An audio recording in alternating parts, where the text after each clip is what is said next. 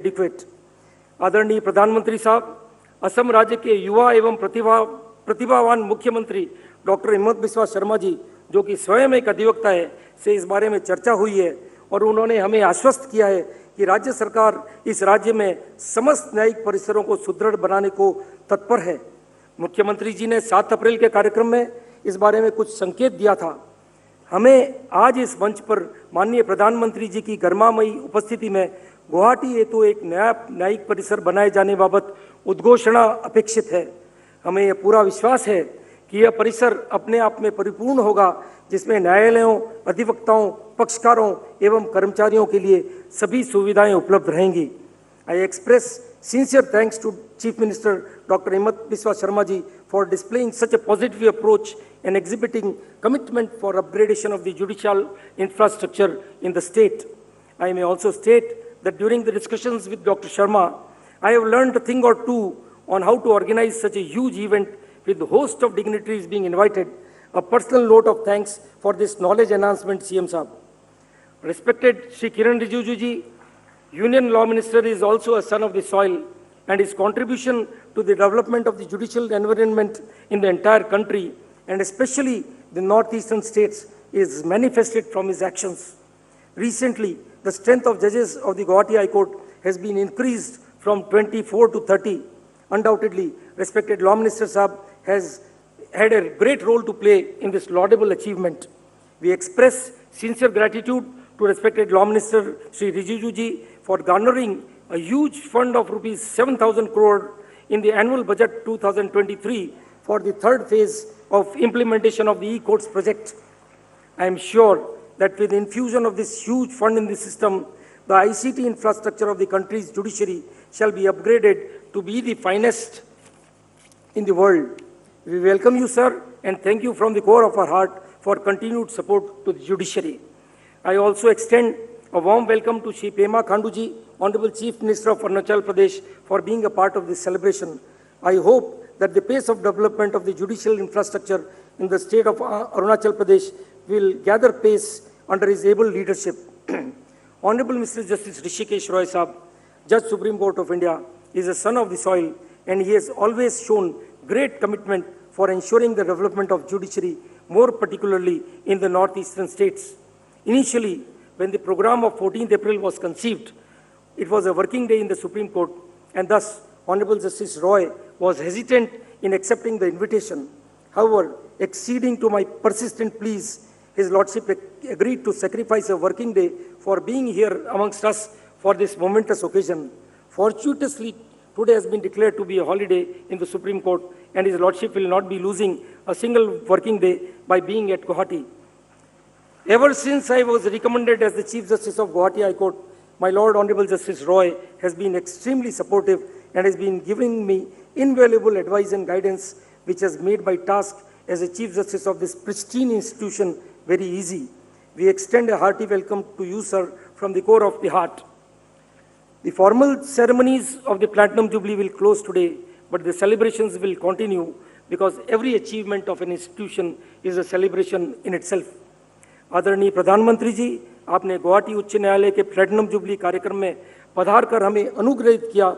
इस हेतु हम सभी आपके दिल से आभारी हैं एवं आपका सहृदय अभिवादन करते हैं। Thank you. जय हिंद, वंदे मातरम।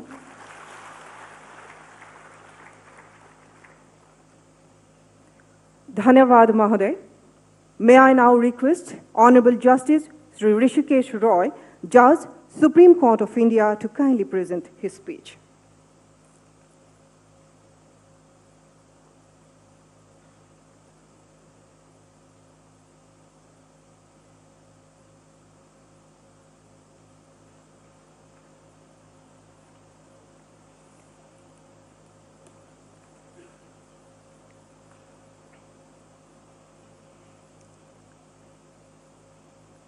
ভাৰতবৰ্ষৰ প্ৰধানমন্ত্ৰী মাননীয় নৰেন্দ্ৰ মোদী ডাঙৰীয়া, অসমৰ ৰাজ্যপাল শ্ৰী গুলাব চন্দ্ৰ কাটাৰিয়া ডাঙৰীয়া, অসমৰ মুখ্যমন্ত্ৰী শ্ৰী হিমন্ত বিশ্ব ডাঙৰীয়া, আইন মন্ত্ৰী Sri Kiran Rijiju Dangoria,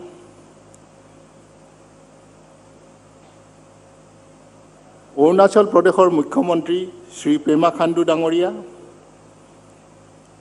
Chief Justice Sandeep Mehta ji, and all the members of the legal fraternity, Advocate Generals, lawyers, gracious spouses, the mother of the Chief Justice, आपको नमस्कार.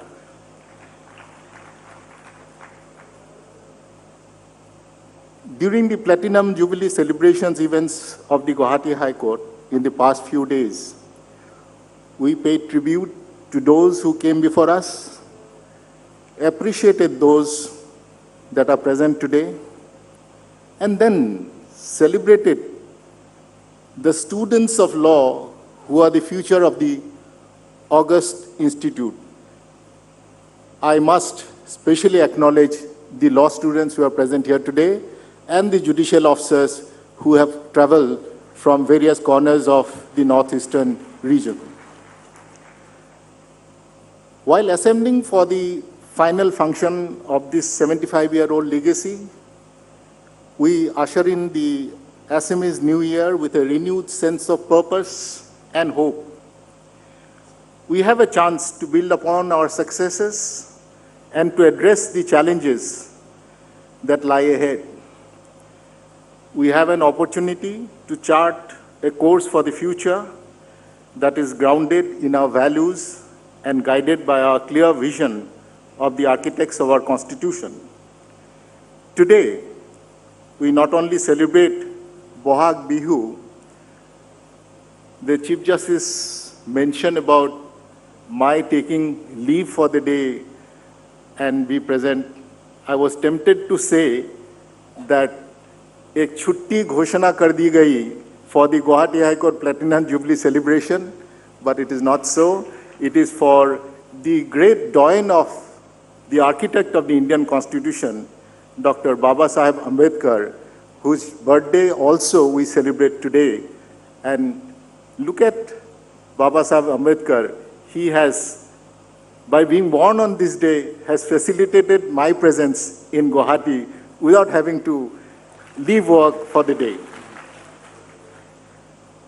Baba Saheb, as those who are connected with judiciary would know, always professed about liberty, equality, fraternity, and strive to balance the need for justice for the downtrodden and the needy. And there could be no place better than Guwahati, the gateway city of the Northeast, to speak about the ideas of this great law scholar who spearheaded the writing of the Indian Constitution. Baba Saheb emphasized on access to justice for all, regardless of their social or economic background. And in this celebratory fervor, let us be mindful that despite the progress made by our country, inequality is deep-rooted, particularly for those who are underprivileged, socially deprived, and also geographically distanced. We all know about the keenness of the Chief Justice of India, Dr. D.Y. Chandrachud, and his constant efforts to ensure that justice is made available to everyone, be it the marginalized, women, Dalits, transgenders, the tribal populace of our country. Through use of technology, he has removed many barriers in the court functioning. It has enabled a litigant from, let us say, Arunachal Pradesh to have his local lawyer argue a matter before the Supreme Court in Tilak Marg in Delhi without having to pay the high fee for a Delhi-based lawyer. The Union Law Minister, Sri Kiran Rijiju, has time and again assured the government's cooperation for improving the justice delivery system in the country. Ohomor Mukhyamantri, Dr. Himanta Biswa Sarma Dangoriyai, has also assured full governmental cooperation for development and judicial infrastructure in Assam. On this auspicious occasion of celebrating of 75 years of the Guwahati High Court, I would request both the Law Minister and the Chief Minister to provide necessary support so that access to justice does not remain a difficult process for the common litigant. Let me also take advantage of the presence of the Honorable Chief Minister of Arunachal Pradesh, Shri Pema Khanduji, and the Law Minister, Shri Kiran Rijiju, both of whom hail from Arunachal Pradesh. A new High Court building is under construction in Itanagar, the capital city of Arunachal Pradesh, and I will request both these very powerful functionaries of government to give us the boost and support so that this project of a new building for the Itanagar, Arunachal Pradesh bench of the Guwahati High Court becomes a reality ahead of the targeted schedule and should not slack either for lack of guidance or for lack of funds. In the context of improving our legal system, let me also acknowledge our Manoniya Pradhan Mantri Dangoria, Shri Narendra Modi Dangoria, who besides making endeavor to transform India into a developed nation, has also focused his attention towards securing a justice system which is not only simple, but also caters to all segments of society. The Prime Minister, in the conference of Chief Ministers and the Chief Justices of the High Courts at Vigyan Bhavan in Delhi in April last year, significantly said that we are trying to ensure that in the coming days, there is not only a complete legal terminology for the laws in our country, but also a simpler version of the same laws in a language well understood by the common man. Such efforts, in my estimation, are an important steps towards access to justice, as was spoken by Dr. Ambedkar, the founding father of the Indian Constitution. Ladies and gentlemen, may I request you to give a round of applause to the Honorable Prime Minister for the initiative that he has taken towards making justice accessible to the common man. Today, as we celebrate the Assamese New Year and the birthday of Dr. Ambedkar, let me congratulate the Guwahati High Court Chief Justice, Sandeep Mehta, and his brother and sister judges,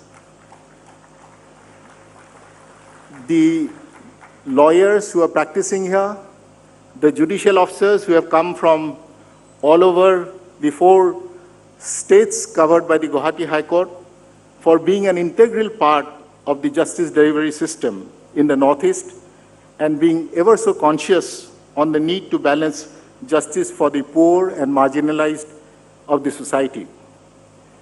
Ladies and gentlemen, I'll just take half a minute more. As you know, in the Supreme Court, we have judges who represents all corners of the country. For instance, in Guwahati, we have the Rajyapal Mahoday, the Chief Justice, both hailing from Rajasthan, and similarly in Delhi Supreme Court, we have 2 honorable judges, Justice Ajay Rastogi, Justice Dinesh Maheshwari, who hail from Rajasthan. And if I am to greet both these distinguished judges in the language that is spoken in Rajasthan, perhaps I would tell them, and I will request, there are 2 ladies who are present here, perhaps I will say, Thare Sun Miller Anand Ayo.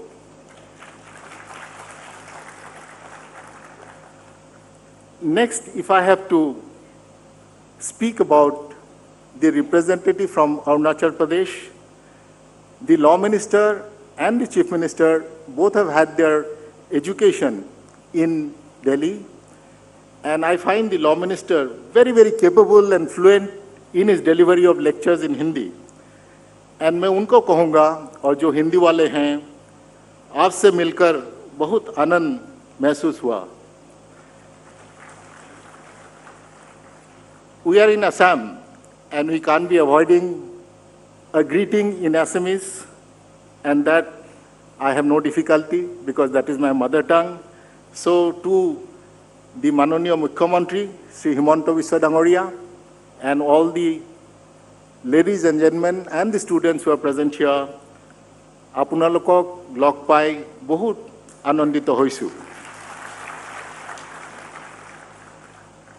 A final attempt at greeting I will try today, and you will pardon me if I go wrong.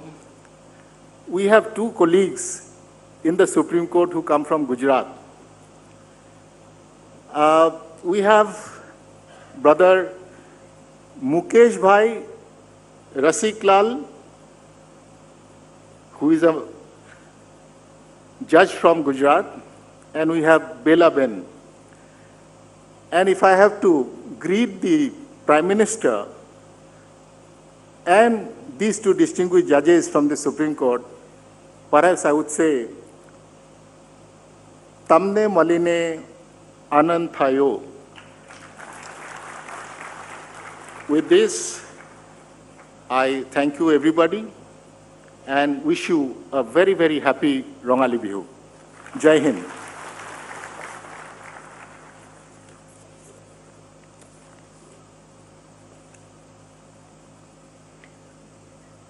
Thank you so much, sir, for your speech. May I now request Honorable Union Law Minister Sri Kiren Rijiju to kindly address the gathering.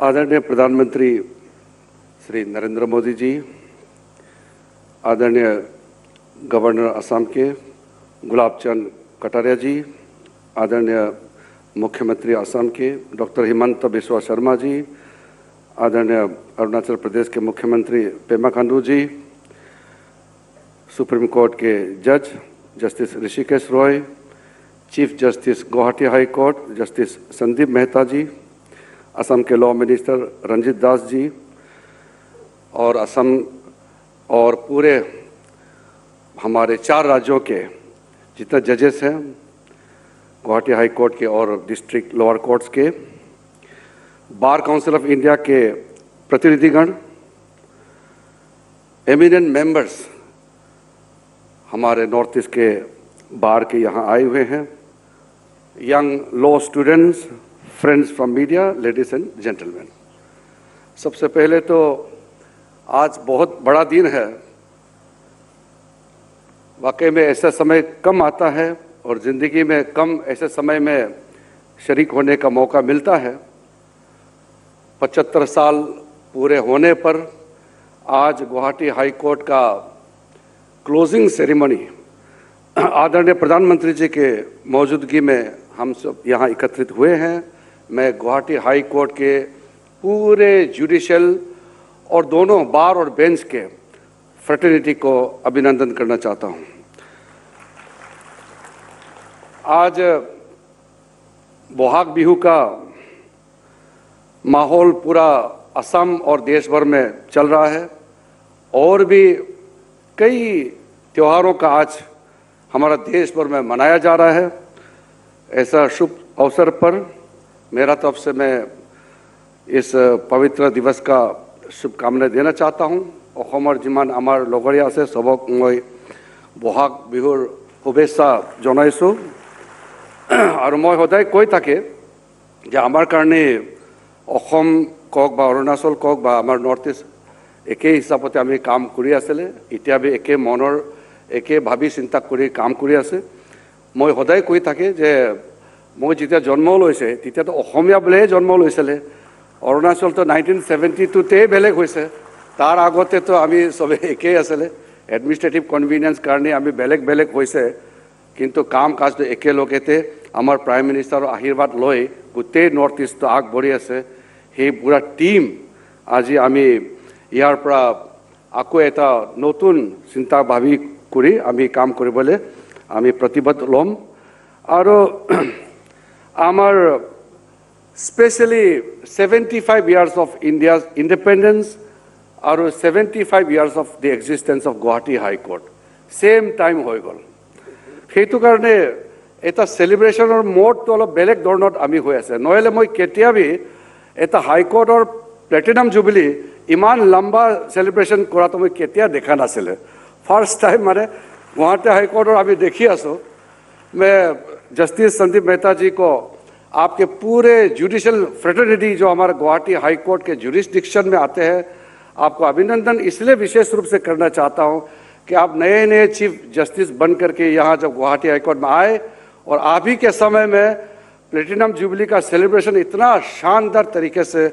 आपने किया है और आज समापन समय पर आदरणीय प्रधानमंत्री जी का हमारे बीच में होना हम सब के लिए अत्यंत गौरव का पल है आज हमारे जो संविधान के शिल्पकार बाबा साहब doctor B are Ambedkar ji का जन्म जयंती भी है हम लोग अलग अलग रूप से आज दिन भर में वो भी मनाया बिहू का भी माहौल था मैं सिर्फ एक चीज़ कहना चाहता हूँ बाबा साहब अम्बेडकर ने जब संविधान का बनाने का सोच रहा था उस समय सबसे प्रमुख रूप से जो वाक्य आया और बाद में संविधान के प्रियम्बल में जो रखा गया है वो है न्याय जस्टिस इकोनॉमिक सोशल और पॉलिटिकल तो जो न्याय आर्थिक सामाजिक और राजनीतिक क्षेत्र में जो न्याय मिलना चाहिए वो मैं सचमुच में कहूँ तो आज देश में बाबा साहेब अम्बेडकर का सपना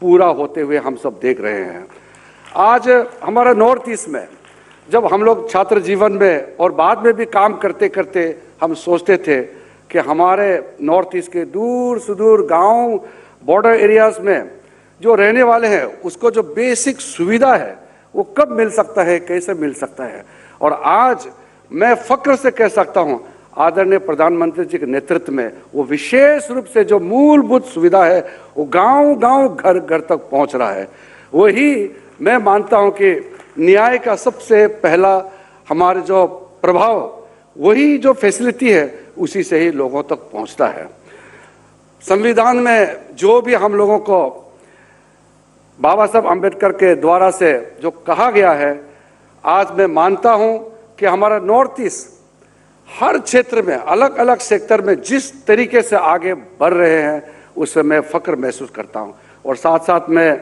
मैं क्योंकि नॉर्थ ईस्ट का दूर दराज एक आदिवासी क्षेत्र से आता हूं और हमारे बाबा Saheb Ambedkar first law minister वो ऐसे समाज से आते हैं उन्होंने अपने जीवन काल में हम लोगों को दिखाया है कि मेहनत करके देश के लिए काम करने का जो सपना लेकर के चलेंगे तो कुछ ना कुछ करने का जरूर सबको मौका मिलेगा आदरणीय प्रधानमंत्री जी ने विश्वास करके इस नॉर्थ ईस्ट के दूर जगह से आने वाला एक सांसद को इस देश का लॉ मिनिस्टर बनाया और इसके लिए मैं भरपूर कोशिश कर रहा हूं कि जो विश्वास हमें जताया है हम जमीन पर जाकर के उसका हम पूरा करेंगे कई चीजें हैं मैं उल्लेख करना चाहता हूं लेकिन आज समय कम है इसलिए मैं पूरा नहीं कहूँगा लेकिन जो हमारे लोकल भाषाओं में असम में जैसे असमीज है इसके अलावा हमारा नॉर्थ ईस्ट में छोटे छोटे जितना भी जो कम्युनिटीज़ है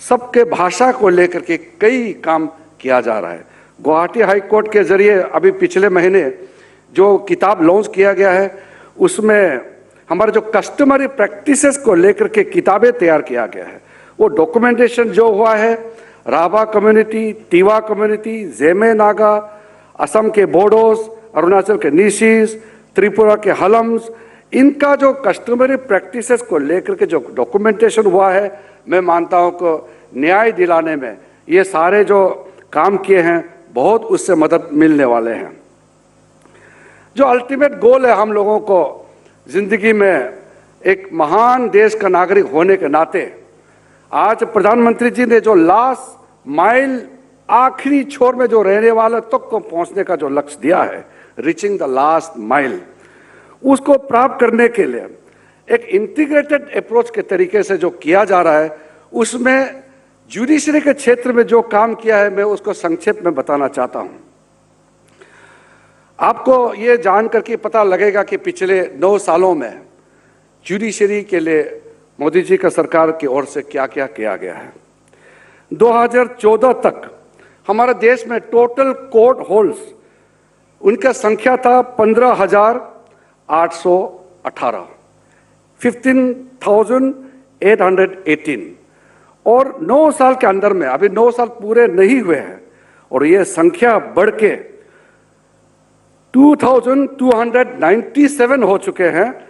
और अभी वर्तमान में जो लास्ट स्टेज कंस्ट्रक्शन चल रहा है, जो हमारे न्याय विकास पोर्टल के माध्यम से जियो टैगिंग करके हम लगातार मॉनिटर कर रहे हैं, 2,806 इस वक्त कंस्ट्रक्शन चल रहा है। तो आप समझ सकते हैं कि किस गति में जुडिशियल इंफ्रास्ट्रक्चर का काम किया जा रहा है। टोटल रेसिडेंशियल यूनिट्स 2014 तक हमारा देश में था 10,211, और अभी जो 1,655 अंडर कंस्ट्रक्शन को मिला के और जो कंप्लीट किया गया है उसका संख्या हो गया 20,407, 20,407। तो डबल 9 साल के अंदर में टोटल जुडिशियल इंफ्रास्ट्रक्चर का जो नंबर्स है वो डबल आगे बढ़ा है। इसी प्रकार से जब हम देखते हैं कि ये जो नए भारत के समय में न्यू इंडिया का जो कॉन्सेप्ट मोदी जी ने लॉन्च किया है, उसमें सबसे अहम भूमिका निभा रहा है डिजिटल इंडिया। भारतीय कोर्ट्स को डिजिटलाइज करने के लिए, उसको टोटल पेपरलेस इंडियन कोर्ट्स का कंसेप्ट का सपना को पूरा करने के लिए अभी प्रधानमंत्री जी के नेतृत्व में जो बजट पेश किया गया है, बजट में 7,000 करोड़ का ई कोर्ट्स मिशन प्रोजेक्ट का फेज 3 का घोषणा किया गया है। मैं मानता हूं कि यह 7,000 करोड़ का जो एलोकेशन हुआ है पहली बार भारत के इतिहास में, इससे फ्यूचर विजन जो पेपरलेस इंडियन कोर्ट्स का जो हमारे सोच है उसका पूरा करने में सहायता मिलेगा।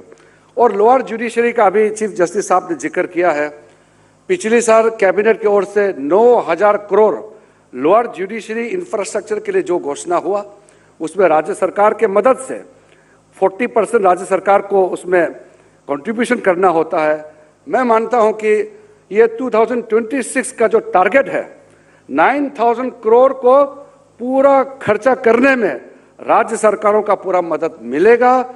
और लोअर जुडिशरी का जो बेसिक इंफ्रास्ट्रक्चर है, कोर्ट रूम से लेडीज का अलग से लोअर हॉल, टॉयलेट बाथरूम का अलग से सुविधा, हमारे दिव्यांगजनों के लिए अलग से वहां व्यवस्था बनाना है, ये जो सारा प्रोविजन लोअर जुडिशियल इंफ्रास्ट्रक्चर के लिए सेंट्रल स्पॉन्सर्ड स्कीम्स का जो हम लोगों ने जो लॉन्च किया है, उसके लिए मैं आप सबके पूरे भारत के जुडिशरी की ओर से आदरणीय प्रधानमंत्री जी को बहुत बहुत धन्यवाद देना चाहता हूं। अंत में मैं इतना जरूर कहना चाहता हूं कि हमारे नॉर्थ ईस्ट अब किसी भी क्षेत्र में पीछे नहीं है, और जुडिशरी के क्षेत्र में भी जो मैंने आपको गिन के बताया, ऐसे हर क्षेत्र में हम लोग आगे बढ़ रहा है। इसी का प्रतीक है आज आदरणीय प्रधानमंत्री गुवाहाटी हाई कोर्ट का प्लेटिनम जुबली का जो क्लोजिंग सेरेमनी है, इसका समापन प्रधानमंत्री जी के मौजूदगी में हो रहा है। ये हम सब के लिए, पूरा नॉर्थ ईस्ट के लिए, और जो गुवाहाटी हाई कोर्ट के जुरिस्डिक्शन के बाहर 2012 तक तो सब एक ही थे, चाहे त्रिपुरा हो, मेघालय हाई कोर्ट हो, या हमारा इम्फाल का हाई कोर्ट हो मणिपुर का, ये सारा हम लोग एक ही गुवाहाटी हाई कोर्ट के कोख से जन्म हुआ है। और सभी नॉर्थ ईस्ट के पूरे जुडिशियल फ्रेटर्निटी को आज के इस प्लेटिनम जुबली के अंतिम हम लोग जब यहाँ सेरेमनी मना रहे हैं, मेरा तरफ से सबको बहुत बहुत अभिनंदन करना चाहता हूँ। जय हिंद।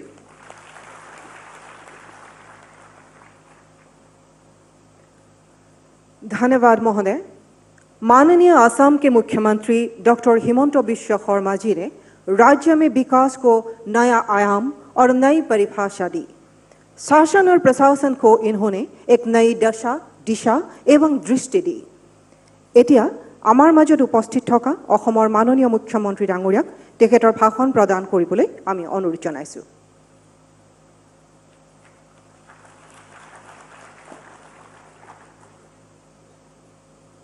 আমাৰ সকলোৰে শ্ৰদ্ধাৰ আদৰৰ ভাৰতৰ প্ৰধানমন্ত্ৰী নৰেন্দ্ৰ মোদী ডাঙৰীয়া, ভাৰত চৰকাৰৰ আইন মন্ত্ৰী কিৰেণ ৰিজিজু ডাঙৰীয়া, অসমৰ মহামান্য ৰাজ্যপাল শ্ৰী গোলাপ চান্দ কাটাৰিয়া ডাঙৰীয়া,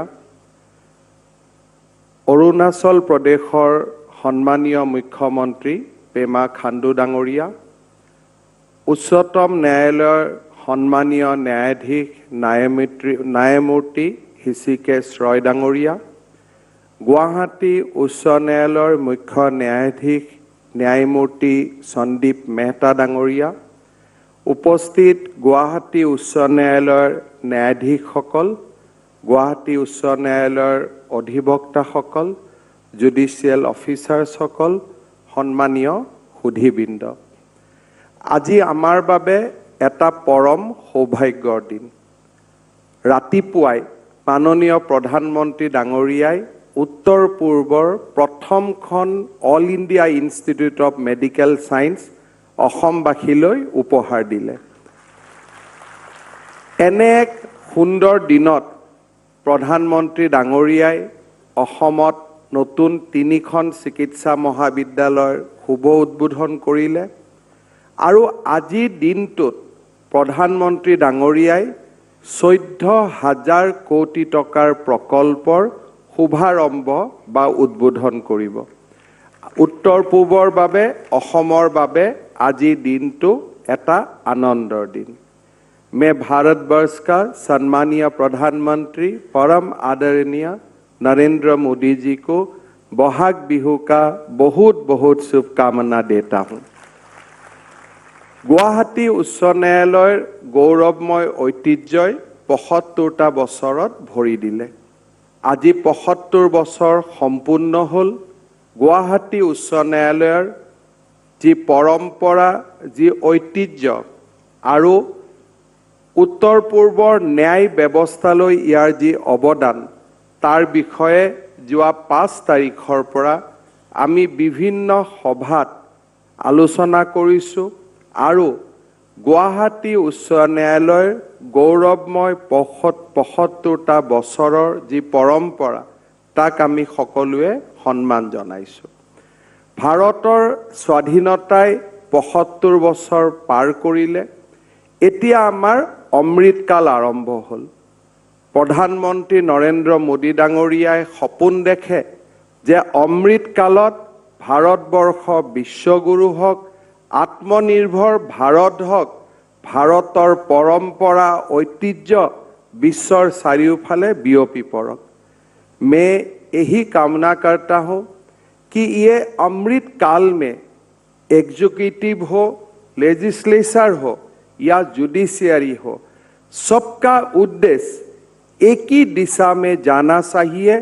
कैसे अगले 25 साल में हम हमारे भारतवर्ष को एक विश्व गुरु का आसन में देख सकता हूँ, कैसे हमारे भारतवर्ष एक डेवलप कंट्री नहीं, एक सुपर पावर बन सकता है।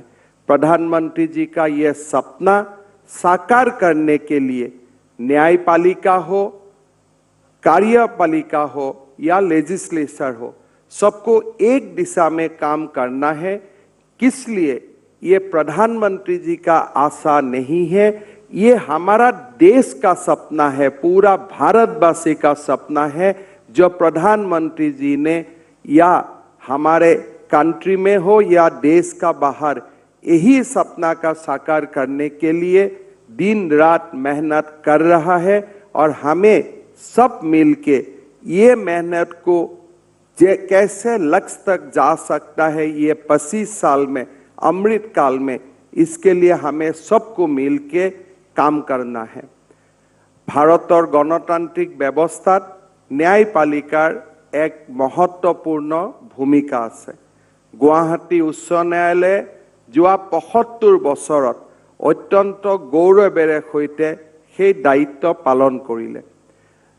৭৫ বছৰৰ প্লেটিনাম জুবলি আমাৰ মুখ্য ন্যায়াধীশ ন্যায়মূৰ্তি সন্দীপ মেহতা ডাঙৰীয়াৰ নেতৃত্বত অত্যন্ত সুন্দৰভাৱে আমি পালন কৰিছোঁ আৰু আমি সকলোৱে অনাগত 25 বছৰৰ আমাৰ দায়িত্ব সম্পৰ্কে অৱগত হৈছোঁ। অসম চৰকাৰে অত্যন্ত আনন্দৰে সৈতে ক'ব বিচাৰে যে গুৱাহাটী উচ্চ ন্যায়ালয়, কামৰূপ মহানগৰ আৰু কামৰূপ জিলাৰ সকলো ন্যায়পালিকাৰ অংগক আমি একত্ৰিত কৰি গুৱাহাটীত এই বছৰৰ পৰা এখন জুডিচিয়েল চিটি বা জুডিচিয়েল পৰিসৰৰ কাম আমি আৰম্ভ কৰিম, য'ত সকলো ধৰণৰ সুবিধা তাত সন্নিৱিষ্ট হৈ থাকে আৰু অধিবক্তাসকলে বিভিন্ন সময়ত পোৱা কষ্ট লাঘৱ হ'ব পাৰে। সকলোৱে একেটা স্থানতে সেশন কোৰ্টৰ পৰা CGMৰ পৰা হাই কোৰ্টলৈকে সকলোৱে একেটা স্থানতে এই সুবিধাসমূহ উপলব্ধ হ'ব পাৰে। গুৱাহাটী উচ্চ ন্যায়ালয়ে ভাৰতৰ ন্যায়পালিকাৰ অগ্ৰগামী যাত্ৰাত এক মহত্বপূৰ্ণ ভূমিকা গ্ৰহণ কৰক। প্ৰধানমন্ত্ৰী মোদী ডাঙৰীয়াই আমাক কৈছে ইজ অফ ডুইঙৰ লগতে ইজ অফ জাষ্টিছ ই এক বহুত বেছি গুৰুত্বপূৰ্ণ বিষয়। মই ভাবোঁ ৭৫ বছৰৰ এই প্লেটিনাম জুবুলিত আমি প্ৰচেষ্টা কৰিম যে উত্তৰ পূব আৰু অসমৰ ন্যায় ব্যৱস্থাত দৰিদ্ৰ আৰু আৰ্তজনক সামৰি আমি জাষ্টিছ ডেলিভাৰী ছিষ্টেমক অন্ত্যোদয়ৰ লক্ষ্যৰ লগত একেলগে যুক্ত কৰি আৰ্তজনৰ সাৰথি কৰি নিৰ্মাণ কৰিম। সকলোকে পুনৰ এবাৰ ৭৫ বছৰৰ ঐতিহ্যমণ্ডিত এই গৌৰৱময় যাত্ৰাৰ বাবে অভিনন্দন জনাইছোঁ আৰু অমৃত কালৰ বাবে আগতীয়া শুভেচ্ছা জনাইছোঁ। ধন্যবাদ। জয় Hind, Vande Mataram.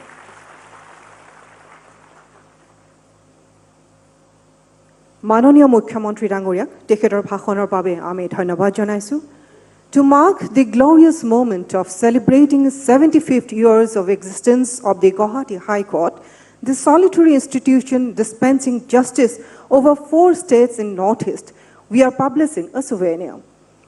We are putting in the best possible efforts to portray this prestigious institution's illustrious history as well as the journey since its inception through picture presentation and the writings of legal luminaries.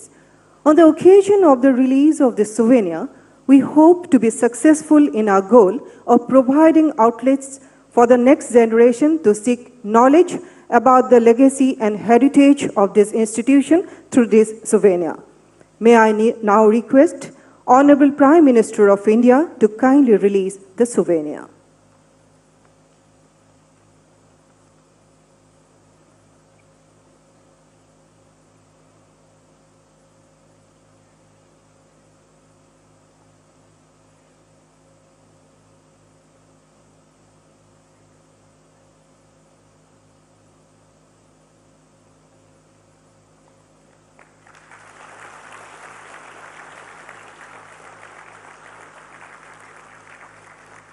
Thank you so much. महोदय, Assam police ने fill police अधिकारियों के लिए एक mobile आधारित application तैयार किया है, जिसके माध्यम से वे CCTNS और वाहन डेटाबेस से अभियुक्त की खोज और वाहन की खोज कर सकते हैं। मैं माननीय प्रधानमंत्री जी से मोबाइल ऐप लॉन्च करने का अनुरोध करती हूँ।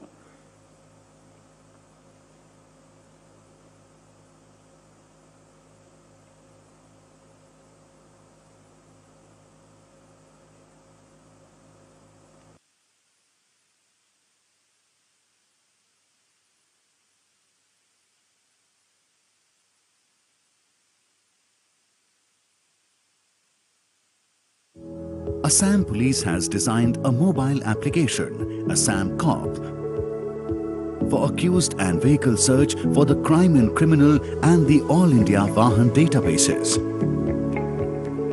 This new app intends to take Assam Police another step forward towards application of technology in policing.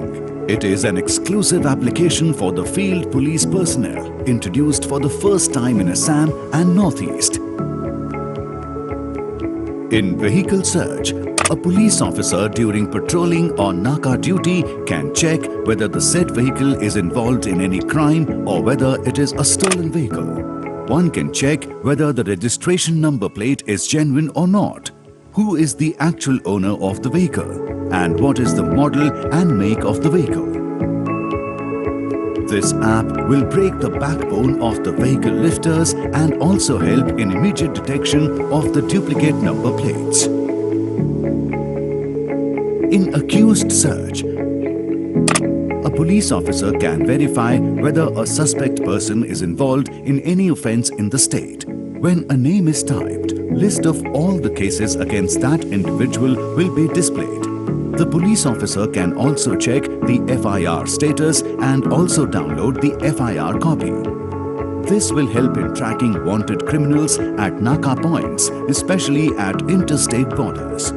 Concerned police stations can be informed immediately. This feature will help in tracing the absconders.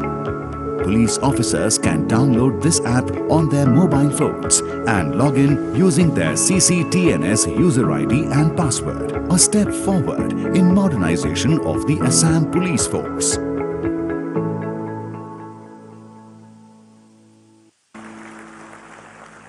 अब मैं माननीय प्रधानमंत्री जी से विनम्र निवेदन करती हूं कि वे सभा को संबोधित करें।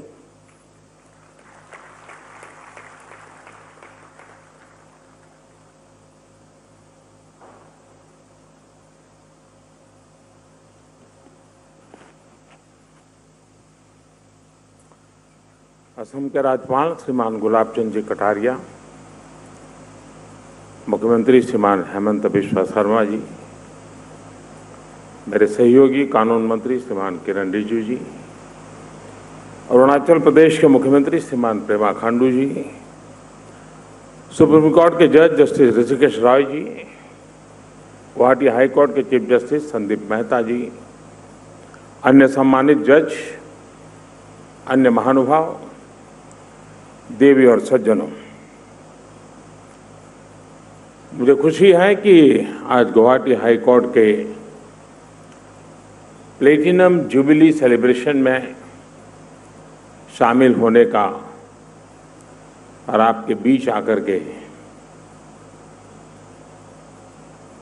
इस यादगार लम्हे का हिस्सा बना हूं। गुवाहाटी हाई कोर्ट की 75 वर्ष की ये यात्रा एक ऐसे समय में पूरी हुई है जब देश ने भी अपनी आजादी के 75 वर्ष पूरे किए हैं। ये हमारे लिए अब तक के अनुभवों को सहेजने का भी समय है और नए लक्ष्यों के लिए जवाबदारी और जरूरी बदलावों का भी एक महत्वपूर्ण पड़ाव है। खासतौर पर गुवाहाटी हाई कोर्ट की अपनी एक अलग विरासत रही है, अपनी एक पहचान रही है। एक ऐसी हाई कोर्ट है जिसके ज्यूरिडिक्शन में का दायरा सबसे बड़ा है। असम के साथ साथ आप अरुणाचल प्रदेश, मिजोरम और नागालैंड यानी 3 और राज्यों को भी सेवा की जिम्मेदारी निभाते हैं। 2013 तक तो गुवाहाटी हाई कोर्ट की ज्यूरिडिक्शन में पूर्वोत्तर के 7 राज्य आते थे। इसलिए गुवाहाटी हाई कोर्ट की 75 वर्ष की इस यात्रा में पूरे पूर्वोत्तर का अतीत जुड़ा हुआ है, लोकतांत्रिक विरासत जुड़ी हुई है। मैं इस अवसर पर असम और पूर्वोत्तर के सभी लोगों को और खासकर यहाँ की अनुभवी लीगल फ्रेटर्निटी को बहुत बहुत शुभकामनाएं देता हूं। साथियों, आज एक सुखद संयोग ये भी है कि आज ही, और जैसा सब लोगों ने इसका उल्लेख भी किया, डॉक्टर बाबा साहब आम्बेडकर की जयंती भी है। हमारे संविधान के निर्माण में बाबा साहब की मुख्य भूमिका रही है। संविधान में समाये समानता और समरसता के मूल्य ही आधुनिक भारत की नींव है। मैं इस पुण्य अवसर पर बाबा साहब के चरणों में भी श्रद्धांजलि अर्पित करता हूं। साथियों, इस बार स्वतंत्रता दिवस पर मैंने लाल किले से भारत की एस्पिरेशनल सोसाइटी और सबका प्रयास के बारे में विस्तार से बात की थी। आज 21वीं सदी में हर भारतवासी के सपने और उसकी आकांक्षाएं असीम है। इनकी पूर्ति में लोकतंत्र के एक स्तंभ के तौर पर हमारी सशक्त और संवेदनशील जुडिशरी की भूमिका भी उतनी ही अहम है। देश के संविधान की भी हम सभी से ये निरंतर अपेक्षा है कि हम समाज के लिए एक वाइब्रेंट, स्ट्रांग और आधुनिक लीगल सिस्टम बनाएं। एस्पिरेशनल इंडिया इसके सपनों को पूरा करने के लिए ये जिम्मेदारी लेजिस्लेचर, एग्जीक्यूटिव और जुडिशरी तीनों ही अंगों की है। हम कैसे मिलकर काम कर रहे हैं, इसका एक उदाहरण पुराने और अनुपयोगी कानूनों को निरस्त करना भी है। आज यहां कई कानूनी दिग्गज मौजूद हैं। आप जानते हैं कि हमारे यहां के कई कानूनी प्रावधान ब्रिटिश काल से चले आ रहे हैं। कई ऐसे कानून हैं जो अब पूरी तरह अप्रासंगिक हो चुके हैं। सरकार के स्तर पर हम इनकी निरंतर समीक्षा कर रहे हैं।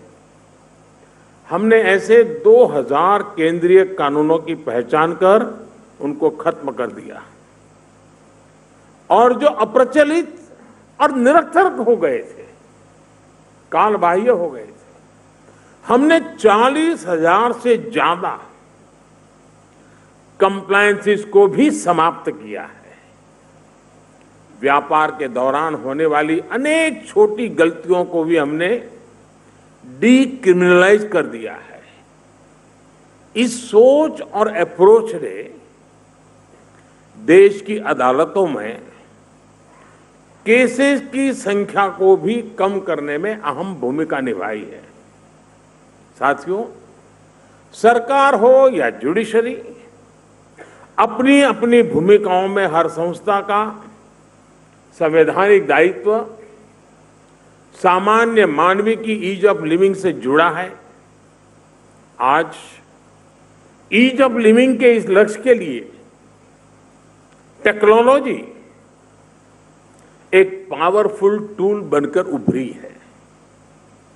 सरकार में हम हर संभावित क्षेत्र में टेक्नोलॉजी की पूरी क्षमता का इस्तेमाल करने का प्रयास कर रहे हैं। डीबीटी हो, आधार हो, डिजिटल इंडिया मिशन हो, ये सभी अभियान गरीब को उनके अधिकार दिलाने का बहुत बड़ा माध्यम बने हुए हैं।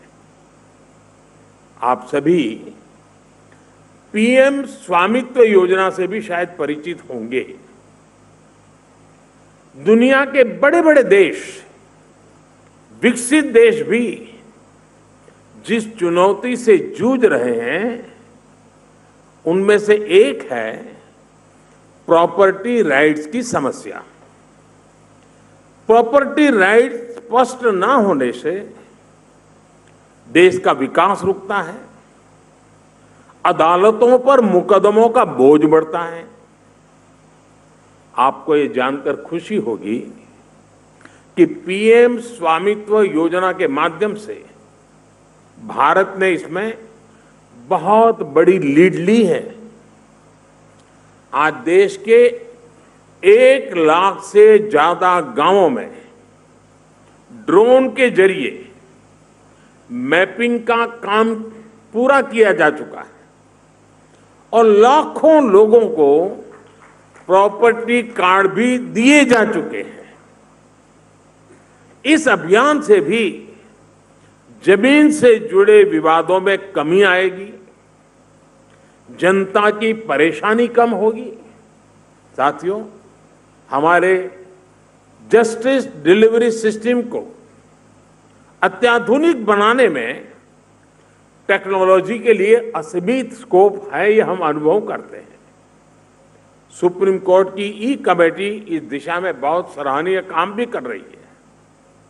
इस काम को आगे बढ़ाने के लिए इस साल के बजट में ई कोर्ट मिशन फेज 3 का ऐलान किया गया है। पूर्वोत्तर जैसे पहाड़ी और रिमोट एरिया के लिए तो जस्टिस डिलीवरी सिस्टम में टेक्नोलॉजी का इस्तेमाल और भी अहम हो जाता है। आज एफिशिएंसी बढ़ाने और जस्टिस को एक्सेसिबल बनाने के लिए दुनिया भर के लीगल सिस्टम में एआई को भी, आर्टिफिशियल इंटेलिजेंस को भी शामिल किया जा रहा है। हमें भी एआई के जरिए कोर्ट की कार्यवाही को सामान्य मानव के लिए सरल बनाने के ईज ऑफ जस्टिस के प्रयास बढ़ाने चाहिए। साथियों, न्याय व्यवस्था में ऑल्टरनेटिव डिस्प्यूट रिजोल्यूशन सिस्टम की बहुत बड़ी भूमिका होती है। पूर्वोत्तर में तो स्थानीय न्याय व्यवस्था की एक समृद्ध परंपरा रही है और अभी किरण जी ने उसका बड़ा विस्तार से वर्णन भी किया। और मुझे बताया गया है कि प्लेटिनम जुबली सेलिब्रेशन के अवसर पर गुवाहाटी हाई कोर्ट के लॉ रिसर्च इंस्टीट्यूट ने 6 किताबें प्रकाशित की हैं। ये किताबें कस्टमरी लॉज पर लिखी गई हैं।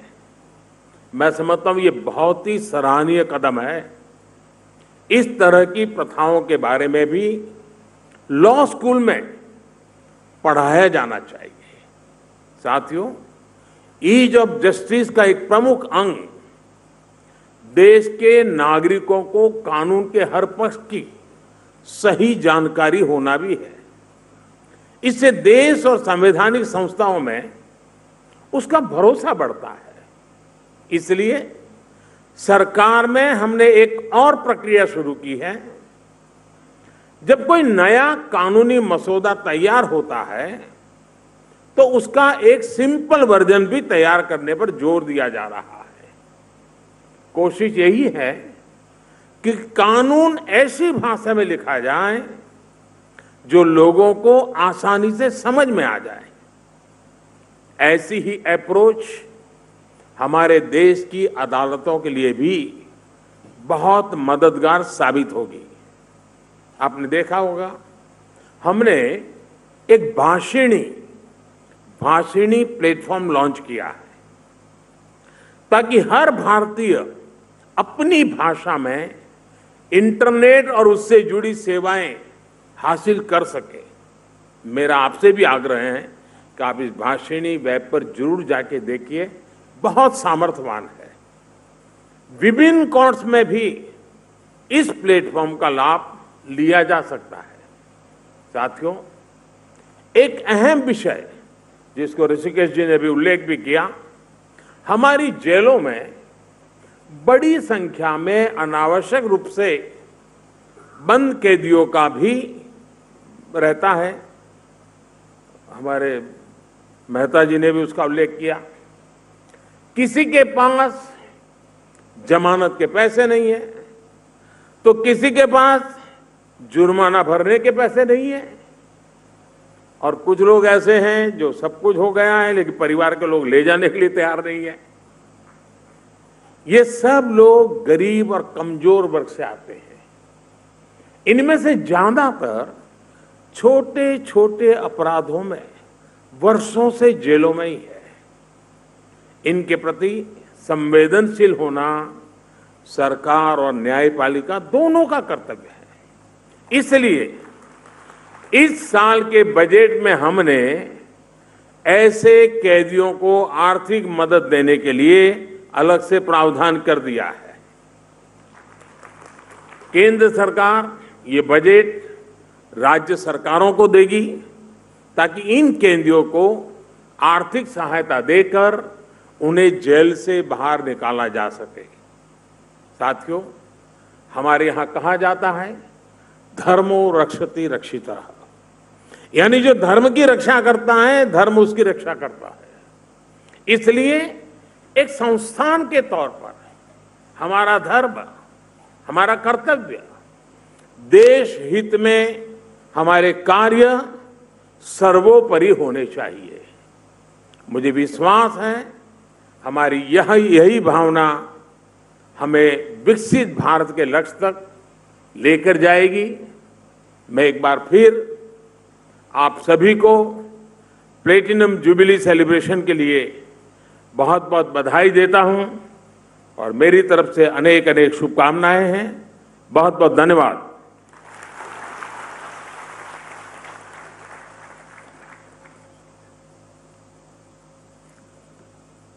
आपके आशीर्वचन के लिए धन्यवाद महोदय।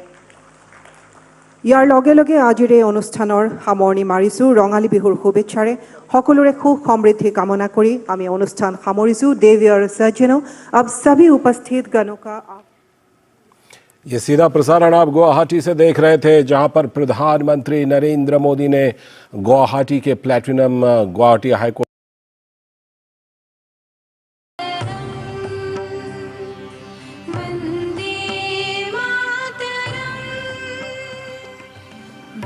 वंदे मातरम। गणतंत्र दिवस की अनेक बधाई और शुभकामनाएं।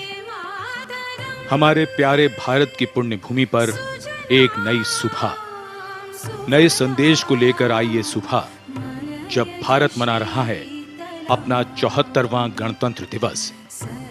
अनगिनत देशभक्तों और देश प्रेमियों ने इस देश को संवारने में अपना योगदान दिया, कष्ट सहे, बलिदान दिए, देश की माटी को अपने माथे का गौरव बनाकर उसके लिए सर्वस्व निछावर करने को तत्पर रहे हैं।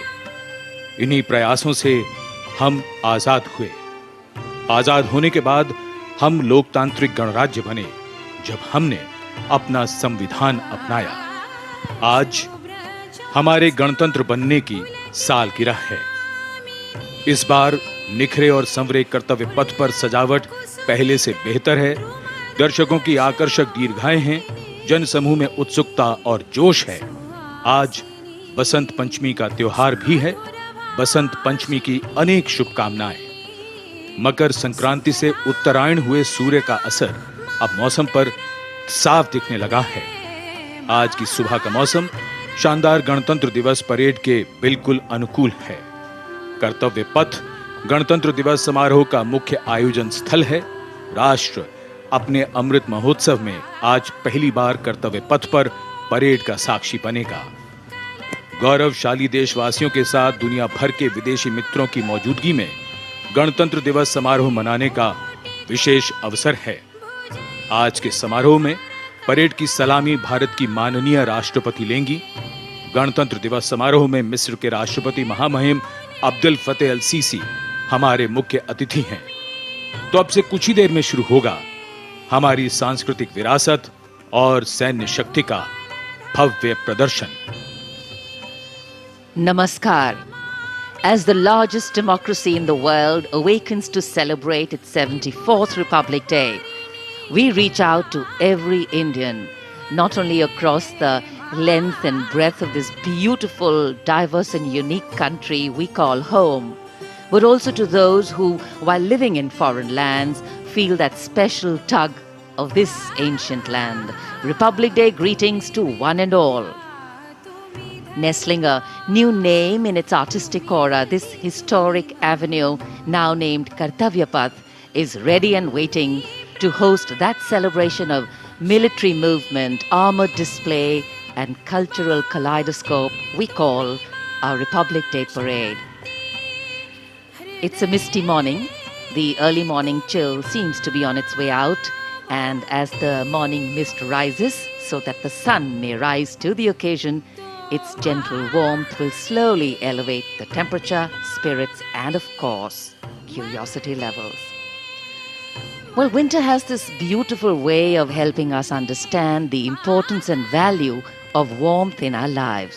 Today, these winter-washed vistas come alive with the warmth of brotherhood and national pride. Kitted out in their warm winter woolens, viewers from all walks of life are seated here as one people to celebrate our diversity while valuing our oneness. Celebration, in fact, takes on true meaning only when the reasons behind it have meaning for all, including the last marginalized person. The engines of the largest democracy in the world are its people, its driving force. The 26th of January marks that day when our Constitution came into effect on this day. It was in 1950. The founding fathers of this nation and those visionaries who framed the longest written constitution in the world knew that only on the pillars of justice, liberty, fraternity, and equality could an enduring, equitable, and empowering democracy rest. गणतंत्र गौरवशाली भारतीय संस्कृति में सदियों से चली आ रही एक समृद्ध परंपरा। भारतीय इतिहास के लिए ये कोई नया शब्द नहीं है। वैदिक साहित्य, ऋग्वेद, अथर्ववेद और पौराणिक ग्रंथों में भी गणतंत्र का वर्णन है। बौद्ध काल में भी कई चर्चित गणराज्य थे। पाणिनि के अष्टाध्यायी और कौटिल्य के अर्थशास्त्र में भी गणराज्यों का जिक्र है। हर भारतीय की रगों में सदियों से बह रही गणतांत्रिक प्रणाली को हमारे नीति निर्धारकों ने आजादी के बाद एक बार फिर से जीवंत कर गणतंत्र के मजबूत धागों में पिरो दिया। 26 जनवरी 1950 को हमने अपना पहला गणतंत्र दिवस बहुत ही उत्साह से मनाया और तभी से ये यात्रा इसी तरह चली आ रही है। भारतीय गणतंत्र का आधार